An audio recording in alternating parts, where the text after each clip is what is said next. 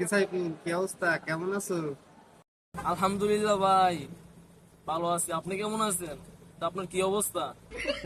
ভালো না। দেশের যে অবস্থা, চার দোকানে যে ঠিকঠাক চাও খাতে হবে। যে চা না খায় সেও এসে চা চায়, আর যে পাইলট হলিউড খায় সে এসে এখন গোল্ডিপ বেনসন চায়। কে ভাই, দোকানদার কি সব ফ্রি দিছে নাকি?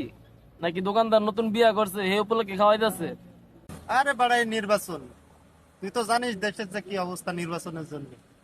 একজন চেয়ারম্যান যদি নির্বাচনে দাঁড়ায় তা তার সুস্থে সুস্থে একদম সর্বহারা করে ফেলায়। লাস্টে তার ভোটটাও পায় না।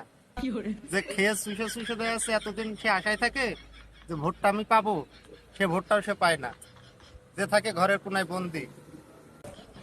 আচ্ছা, আর নির্বাচনের এই অবস্থা, তাহলে চোষাচুষি চলে এলাকায় না? তাহলে আমরা একটু আসি চোষাচুষি করার জন্য, দেখি কিছু মালপাতি পাই কিনা।